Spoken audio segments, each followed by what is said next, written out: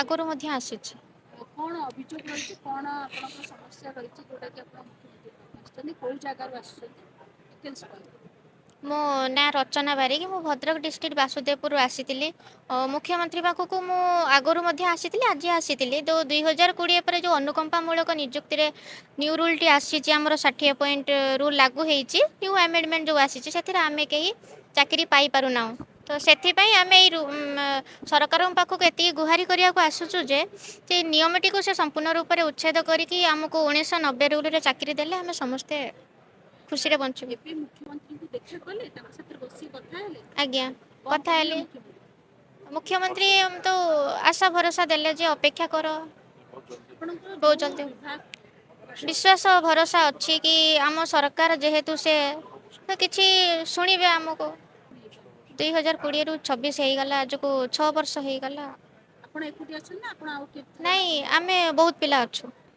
ଆମର ମାନେ ମୁଖ୍ୟମନ୍ତ୍ରୀଙ୍କ ଉପରେ ଲୋକଙ୍କ ସରକାର ଉପରେ ଭରସା ଅଛି, ବିଶ୍ୱାସ ଅଛି, ଆଶା ବି ଅଛି। ଆମର ମାନେ ନିଶ୍ଚିନ୍ତ ଆମ କଥା ରହିବ। ଆମକୁ 1990 ରୁଲ୍ ହିସାବରେ ଚାକିରି ସରକାର ଦେବେ, 2020ର ରୁଲ୍ଟାକୁ ଉଠେଇବେ।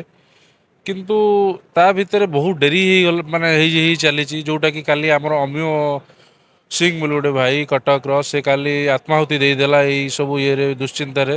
ଏଇ ଯେଉଁ 2020 ରୁଲ୍ଟା ଆମର ଯେଉଁଟା ଅଛି, ଯେଉଁଟା ଫେବୃଆରୀ 2020 17 ଫେବୃଆରୀରୁ ଲାଗୁ ହୋଇଛି, ସେଇଟା ବିଜେଡ଼ି ସରକାର ପୂର୍ବ ସରକାର ଅବସ୍ଥାରେ ଥିଲା।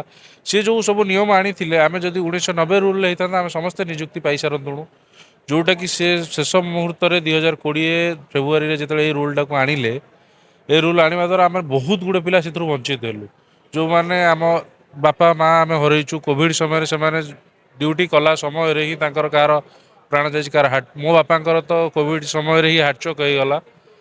ସେଥିପାଇଁ ଆମେ ପରିବାର ବି ସର୍ବହରା ହେଇସାରିଲୁଣୁ, ଆତ୍ମହରା ହେଇସାରିଛୁ।